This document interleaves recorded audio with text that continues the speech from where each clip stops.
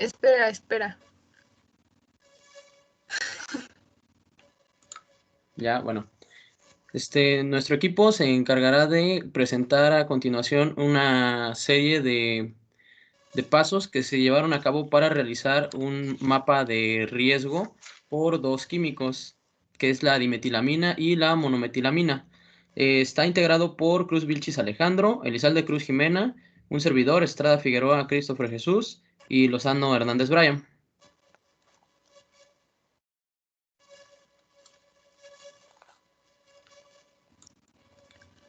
Como introducción tenemos que el presente trabajo hace referencia a la creación de un mapa de riesgo, del riesgo que representa para los lugares aledaños la concentración de los dos gases que mencionó mi compañero, que son la dimetilamina y la monometilamina. Ambos gases se precipitan en forma de lluvia ácida y traen consigo severas consecuencias al contacto con la piel, y también puede presentarse intoxicación en caso de inhalarse. El objetivo de este trabajo es diferenciar entre un riesgo y un peligro, además de avanzar en el manejo de los sistemas de información geográfica y todo lo que conlleva. Bueno, pasando con el primer químico sobre el que les hablaremos, tenemos a la dimetilamina. La dimetilamina, también conocida como N-metilmetanamina o dimetilamina anhídrica, si no recuerdo mal, es un gas incoloro, inflamable a altas temperaturas y con un olor que se puede presentar desde similar al pescado en concentraciones bajas hasta el amoníaco en altas concentraciones. Es una amina secundaria que consta de un átomo de nitrógeno con dos sustituyentes de metilo y un protón. La dimetilamina es usada principalmente para... bueno, tiene varios usos. Entre ellos está agente depilador en bronceados, en tintes, aceleradores de gomas, jabones, componentes de limpieza. En la industria también es utilizada también para, por ejemplo, la fabricación de algunos fármacos. Su amplia gama de usos da lugar también a que sus concentraciones puedan ser más elevadas en lugares principalmente donde se presenta una gran cantidad de industrias relacionadas con la fabricación de estos productos. La dimetilamina en general es un químico altamente soluble en agua, por lo cual podría presentar un gran riesgo en caso de algún tipo de lluvia, por ejemplo las lluvias ácidas. A bajas concentraciones, como lo mencioné, suele tener un olor a pescado y altas concentraciones ya es un olor a amoníaco un poco más picante. Su ignición se da a los 402 grados Celsius. Podemos decir que no correría riesgo de alguna explosión en caso de altas temperaturas, a menos que hiciera reacción con algunos ácidos, porque la dimetilamina puede formar partículas cancerígenas como la N-nitrosamina cuando entra en contacto con ácidos nitrosos o con atmósferas con altas concentraciones de ácidos nítricos.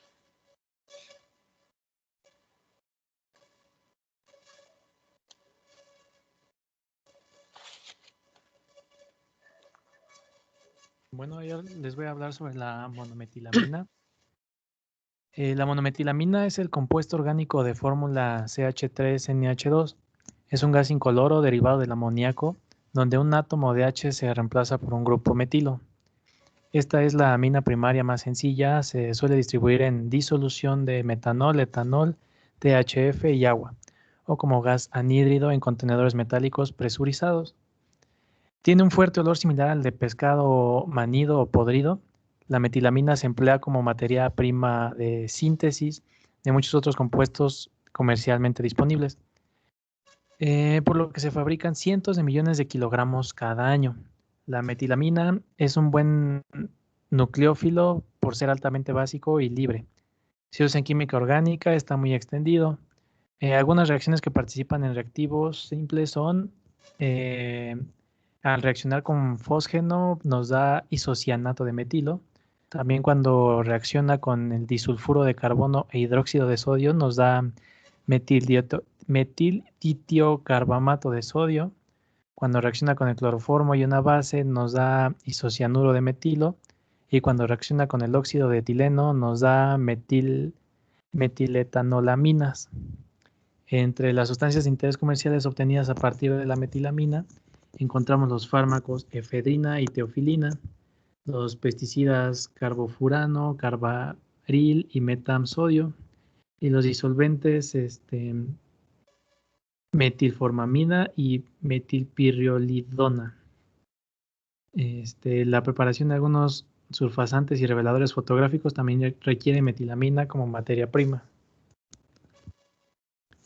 Bueno, como ya les dije antes, la monometilamina es usada como precursor para la fabricación de algunas drogas. Por eso es que en el 2008 México comenzó a controlar la producción y el transporte de esta. La monometilamina se hizo famosa mundialmente por la serie de Breaking Bad.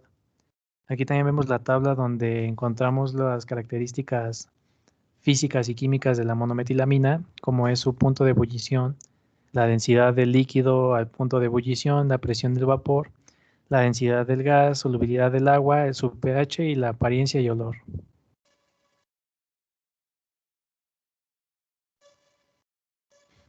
Como mencioné antes, también la monometilamina se usa principalmente en la industria fotográfica como acelerador para reveladores, como agente reblandecedor de pieles y cuero para la industria del caucho. También se utiliza para hacer herbicidas, insecticidas, germinicidas, tintes, cafeína y adrenalina, ya sea como fármaco o como refresquera. En cuanto a los fármacos, como mencioné también, se utiliza para antidepresivos y analgésicos y de una manera más ilícita, pues para las drogas. De manera natural podemos encontrar este químico en alguna orina de animales, en algunas plantas que lo generan de manera natural y principalmente se encuentra en el proceso de descomposición de materia orgánica, sea plantas, sea animales o sea personas.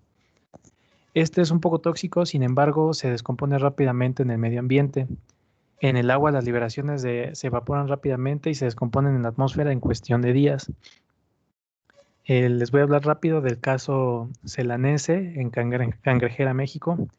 Esta era una empresa muy grande de producción de monometilamina, pero en julio del 2016 decidieron parar la producción de su planta en México. Pues la monometilamina, aparte de que ya se considera una sustancia un tanto ilegal, ya no es una opción viable en cuanto a comercio se refiere. En cambio, dieron paso a la di y trimetilamina, que es menos contaminante y es un poco más fácil de producir. Finalmente, aquí vemos las únicas 3 distribuidoras de monometilamina en México, que es Univar Solutions, DuPont de México y Praxair Linde de México. La metilamina líquida se puede usar como disolvente análogo al amoníaco líquido. Comparte algunas de las propiedades del amoníaco líquido, pero es mejor como disolvente de sustancias orgánicas. De igual manera que el metanol es mejor que el agua. También puede usarse para extraer H2 a partir de hidrocarburos en aplicaciones de refinería. Son sustancias que pueden usarse como precursores para la fabricación de drogas, como les mencioné anteriormente. La metilamina es de hecho un precursor para la metanfetamina. Como pudimos observar y escuchar por parte de nuestros compañeros, pues el contacto con ambas sustancias tiene un riesgo. Algunos de los síntomas de exposición con ambas, de manera general, es que el contacto del vapor no diluido del producto con los ojos o la piel rápidamente provocará severa irritación, dolor o incluso quemaduras, necrosis y lesiones permanentes. Las quemaduras en los ojos pueden provocar ceguera. El producto absorbido por la piel puede causar náuseas, dolor de cabeza y malestar general. Cuando el producto es absorbido en los tejidos de los ojos, proveniente de la atmósfera a bajas concentraciones, puede causar lagrimeo, conjuntivitis y edema de la córnea. El edema de la córnea puede provocar la percepción de niebla o neblina azul alrededor de las luces. Este efecto es transitorio y no tiene un efecto posterior conocido. Como dije, era en bajas cantidades. La inhalación de estos vapores puede ocasionar neumonitis química, edema pulmonar y cicatrices retardadas en las vías respiratorias y otros órganos afectados. La exposición repetitiva o prolongada a los vapores pueden causar irritación crónica en el tracto respiratorio y bronconeumonía. En general, la exposición prolongada o repetitiva puede causar efectos adversos en los ojos, piel o en las vías respiratorias.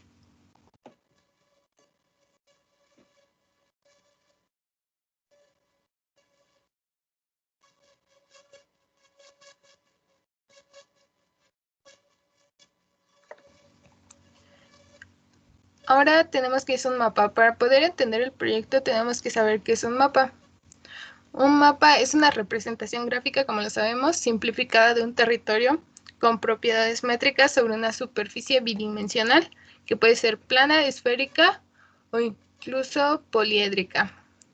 Las propiedades métricas de un mapa dependen del proyecto para el cual se va a utilizar y posibilitan la toma de medidas de distancias, ángulos o superficie sobre él.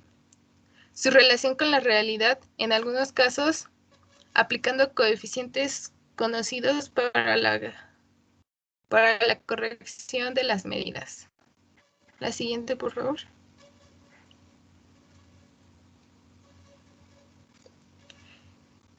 Ahora enfocándonos todavía más en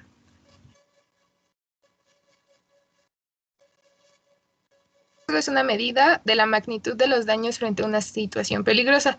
El riesgo se mide asumiendo una determinada vulnerabilidad frente a cada tipo de peligro. Si bien no siempre se hace, debe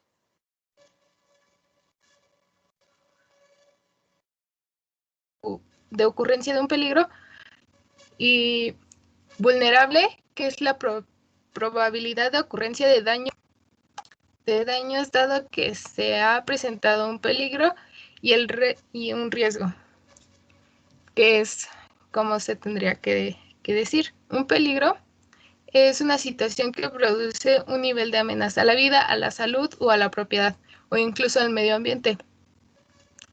Se caracteriza por la viabilidad de ocurrencia de un incidente potencialmente dañino, es decir, un suceso apto para crear daño sobre bienes jurídicos protegidos. El peligro es real cuando existe aquí y ahora, pero se sabe que puede existir a corto, mediano o largo plazo de la naturaleza de las causas que crean el peligro.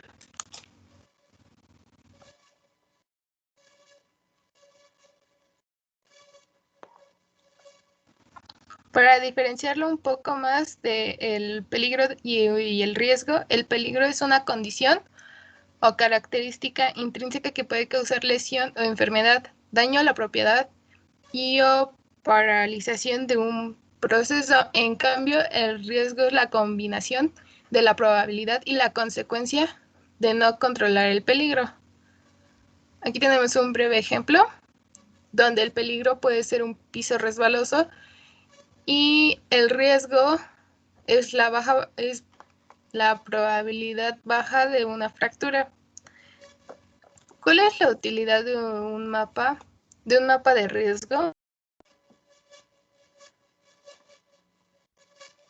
En un plano de arquitectura actualizado se representa de forma gráfica los peligros que pueden ocasionar accidentes o enfermedades profesionales en un trabajo o en cualquier ámbito. De acuerdo con lo señalado anteriormente, se podría decir que este mapa es en realidad un mapa de peligros. Como podemos ver en la imagen, se representa, ese es un mapa de riesgo de propagación del reciente coronavirus en España, en el que podemos tomar como un peligro. Sí, un peligro, las comunidades infectadas, altamente infectadas, y de acuerdo a la distancia, las comunidades aledañas corren un riesgo de ser altamente contagiadas en un lapso de tiempo. Los mapas de riesgo te ayudan a entender las amenazas y peligros en una comunidad y así motivar a todos en dicha comunidad para prevenir o reducir los efectos de un posible evento. Por ejemplo, te indican las escuelas u otros edificios importantes que están en un lugar de mayor riesgo ante un deslizamiento. Bueno, ahora para pasar al desarrollo de este trabajo como tal, lo que hicimos nosotros fue crear mapas de riesgo basándonos en el programa GBSIG en su versión 2.5. Aquí, una vez que tengamos el programa, es posible cambiar el código EPSG, el cual nos puede ser de utilidad para la representación de algunos archivos o el uso de algunos mapas web.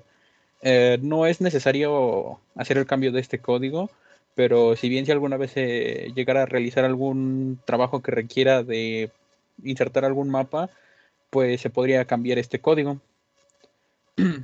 Para ello, en la pestaña de vista, en el apartado de propiedades, es posible encontrar la siguiente ventana. Ahí vemos el que dice proyección actual EPSG 4326. Esta es la proyección que viene por default en el programa. Si seleccionamos la opción de los 3 puntos, podemos buscar entre los recientemente utilizados o buscar nosotros ya sea por código o por nombre, en donde nosotros encontraremos una variedad de códigos, ya sea referentes a una zona en específico del mundo o referentes a alguna proyección de mapas en especial. Servicios como Google Maps, Bing Maps, entre otros servicios de mapas, suelen usar el código 3857, que es una proyección pseudo Mercator. Aunque a pesar de esto, no todos los datos son de uso libre. Por ejemplo, Google Maps solicita licencias API para poder utilizar sus datos. Para cargar los archivos, en nuestro caso, no requerimos cambiar el código, simplemente nos vamos a la pestaña de capa, como se muestra en la imagen, en un recuadro rojo. Una vez ahí en la pestaña añadir, nos dará la opción de buscar entre nuestras carpetas, y ahí es donde nosotros buscaremos nuestros archivos que utilizaremos. De esta ventana también tenemos la OSM, que es si en algún dado caso pudiéramos llegar a utilizar los mapas web, ahí los encontraremos. Bueno, en la OSM son mapas web, por así decirlo, de base de datos abiertas, son mapas mundiales y son completamente libres y cualquiera puede usarlos, mientras que en los mapas web, como ya mencioné, requerirían el uso de alguna licencia. Una vez insertados los archivos, como mencioné, no es necesario cambiar el código. El mismo programa asume que se trata de un 4326 y simplemente debemos insertar así los códigos. Nosotros intentamos varias veces cambiarlos, pero surgieron algunos problemas con la ubicación de nuestros archivos. Pues simplemente era introducirlos así sin más. Bueno, una vez que ya se introdujeron los archivos, como resultado nos va a dar precisamente el mapa de la República y los señalamientos, que en este caso están simbolizados por distintos colores, de dónde están graficados nuestros datos. Una vez que nosotros tenemos esto, debemos de acondicionar nuestro mapa para después pasarlo a otra vista. La siguiente, por favor.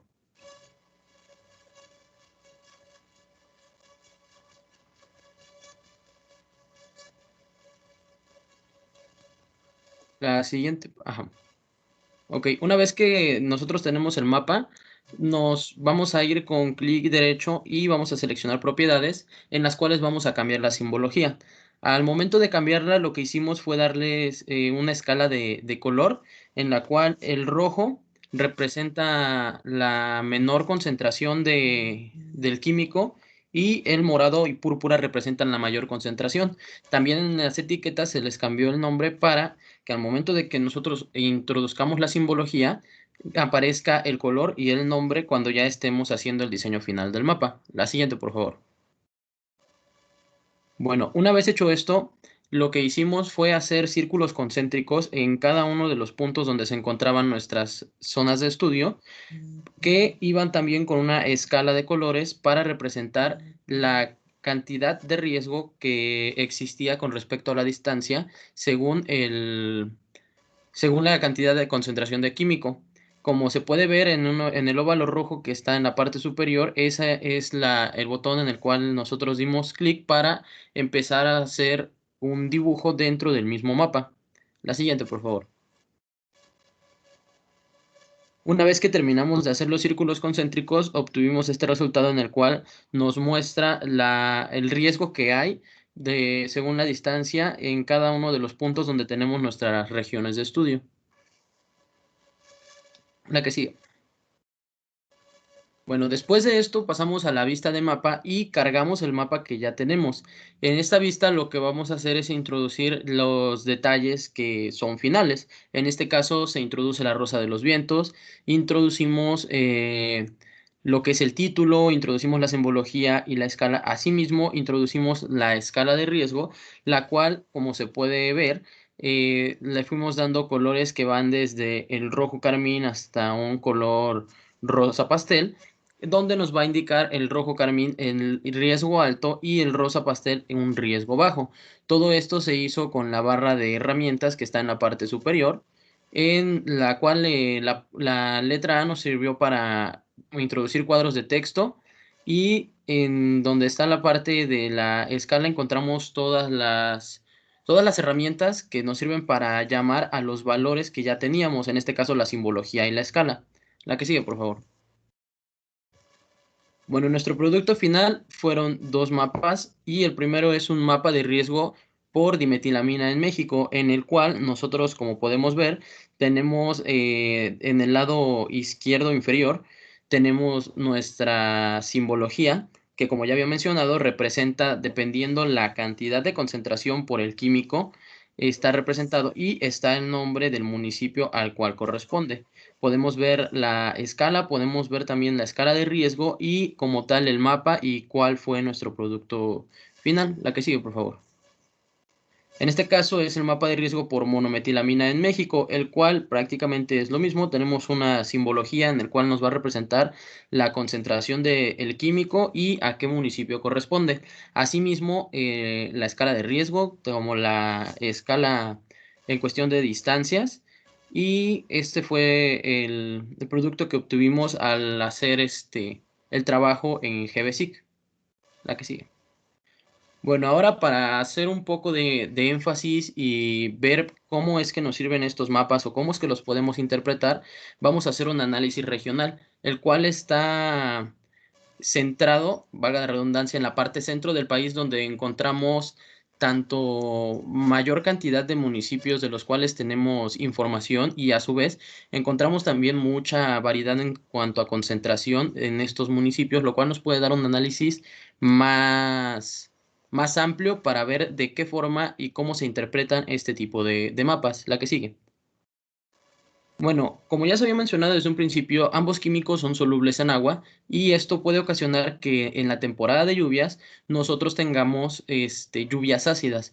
Por lo tanto, una de las variables a tomar en cuenta para este análisis fue la precipitación. Como podemos ver, tenemos la precipitación de Izúcar de Matamoros y la precipitación de Jutepec, 2 de los municipios. En este caso nos representa la cantidad de milímetros que hubo de precipitación. La línea roja nos representa un promedio. Todos aquellos meses en los cuales la precipitación sobrepasa la línea roja son los meses que nosotros podríamos considerar como temporada de lluvias. Estos meses también nosotros podríamos decir que ya existe otro tipo de riesgo, dado que ya los químicos no solamente van a estar inmersos en la parte del aire, sino que también nos vamos a tener inmersos dentro de las nubes, y esto va a provocar lluvia ácida, dado que es cuando hay lluvia ácida por este tipo de químicos puede ocasionar resequedad en la piel, e incluso para las personas que tienen piel muy sensible puede llegar a desarrollar cierto tipo ay, ¿cómo se llama? de alergia a tal químico. La que sigue, por favor. Bueno, como podemos ver, estos son las gráficas de precipitación de cada uno de los municipios que vamos a analizar. Si hacemos un análisis global de todas las gráficas, podemos ver que en su mayoría su temporada de lluvias va desde junio hasta aproximadamente septiembre, octubre, lo cual nos lleva a decir que tenemos una parte de riesgo por lluvia ácida en esta temporada de lluvias, o bien decir que tenemos riesgo por lluvia ácida en en el periodo de meses que coinciden desde junio hasta octubre y septiembre. La que sigue. Igual esto es lo mismo del resto de los municipios que estamos analizando. La que sigue. Bueno, aquí la primera que tenemos es la región de estudio para dimetilamina. Como podemos ver, tenemos la escala de riesgo, que como ya había dicho, en la parte de marrón tenemos un riesgo alto y en la parte rosa pastel es un riesgo bajo. Como también había dicho en la escala que se tenía en la simbología, los colores que estaban en la parte roja eran los que tenían menor concentración, mientras que los que estaban en la parte azul y morada eran los que tenían mayor concentración. Como podemos darnos cuenta, en el mapa de riesgo lo que estamos viendo es que en el Estado de México nosotros tenemos un alto riesgo, dado que más del 50% de sus municipios tienen una alta concentración del químico. Entonces, esto nos va a generar que tengamos un alto riesgo para todas las poblaciones cercanas a estos municipios, mientras que en la parte de Querétaro, como podemos ver, los municipios contienen una baja concentración del químico, por lo tanto, el riesgo es menor, pero sigue existiendo un riesgo. Lo mismo pasa en Puebla y en Morelos. Pero en el caso de Morelos, por su cercanía hasta relativa al Estado de México, podríamos decir que aunado al riesgo que existe por los contaminantes presentes en el Estado, también puede existir el riesgo por los contaminantes presentes en el Estado de México, porque dentro de esto también podríamos tomar la variable del viento, que pudiese hacer que las nubes migraran y provocar lluvia ácida en otras partes. El que sigue, por favor. En el caso de la monometilamina, igual tomamos una región de estudio, en este caso en el centro del país, pero como podemos ver, el riesgo es un poco menor, dado que solamente en el Estado de México dos municipios presentan una concentración alta del químico. Entonces, los demás municipios en el resto de nuestro análisis regional presentan una concentración baja. Por lo tanto, podemos decir que existe un riesgo para las poblaciones que están cercanas a estos municipios que presentan concentración alta, mientras que en el resto de los municipios donde estamos analizando, el riesgo es menor. La que sigue, por favor. Bueno, ya para concluir, tenemos nuestras, para la redundancia, conclusiones. Por un lado, es importante poder identificar entre un mapa de riesgo y uno de peligro, ya sea para un ámbito profesional, en cuanto a conocer el impacto que podría presentar algún incidente en determinado lugar o saber qué tanto daño ha causado y seguirá causando alguna situación que esté afectando no solo al ambiente, sino también a la salud de la población en general. A la vez también nos servirá para tomar medidas preventivas o de acción para el control de algún incidente. Por ejemplo, en este caso, pues los mapas de riesgo nos pueden servir para tomar alguna medida de prevención en los municipios en los que sabemos que hay un alto riesgo en temporadas de lluvia, cuando caiga la lluvia ácida, entonces así sabremos tomar algún tipo de prevención, ya sea para alertar a la población, para que tomen sus medidas. Y bueno, también dentro de un ámbito más personal, más cotidiano, también conocer este tipo de información nos ayudará a pensar dos veces antes de planear algo que pudiera inducir a un accidente o que ponga en riesgo nuestra integridad. Si analizáramos un mapa de riesgo, de peligro, y vemos que una zona presenta un alto riesgo, no sé, de algún incendio o algo así, nosotros no vamos a ir allá principalmente y decidir que vamos a hacer alguna fogata, algún campamento, algo que pueda provocar un incidente que produzca un incendio. O en todo caso, por ejemplo, actualmente con el COVID, nosotros no vamos a ir a alguna región donde la tasa de contagio sea demasiado alta y que prácticamente estén en una situación de alto riesgo o de alto peligro.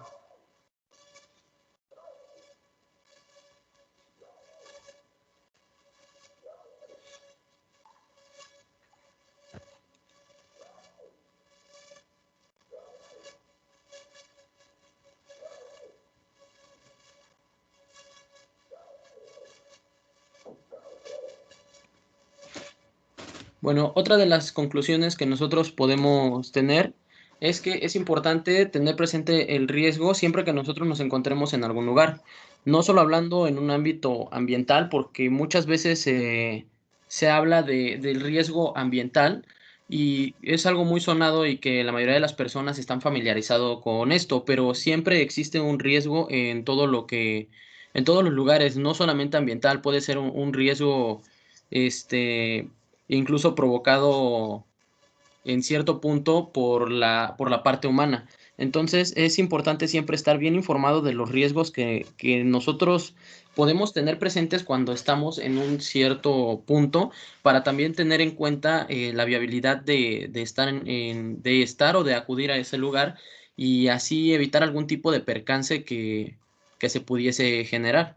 Entonces es muy importante, y hago énfasis en también saber describirlo, no saber describir, sino saber interpretar realmente los mapas de riesgo, para que todos, pues al momento de consultarlos, puedan tener una visión amplia y así poder hacer una conclusión y tomar una decisión coherente y acorde a la situación.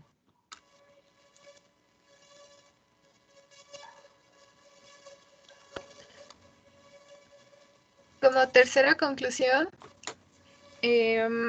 nosotros como profesionales de ciencias de la Tierra y conocedores de los sistemas de información geográficos, nos corresponde obtener, analizar y tratar estos datos e información para que posteriormente lleguen a manos de los ciudadanos y de las autoridades en un formato universal. Esto quiere decir que sea entendible para cualquier persona, y de esta manera las personas y las autoridades puedan tomar las medidas necesarias para salvaguardar la vida y salud de los habitantes de algún lugar en riesgo, o proteger alguna reserva ecológica, y como decían mis compañeros, actuar de manera adecuada, incluso con sobra de tiempo. Como cuarta conclusión, sabemos que parte del trabajo de un estudiante, de alguien que se dedique, e incluso de un conocedor de ciencias ambientales, es conocer el peligro y el riesgo sobre algún evento en una zona X. Saber diferenciar entre el peligro, que siempre está latente, y el riesgo es muy importante en este aspecto. Saber que el riesgo depende de distintas variantes, en nuestro caso que fue la temporada de lluvias, el punto de ebullición de nuestro gas, la densidad del contaminante, etc.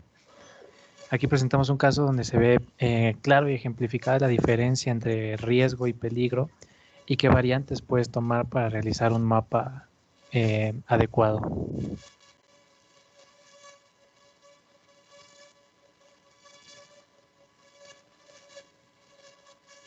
Muchas gracias, esto de nuestra parte.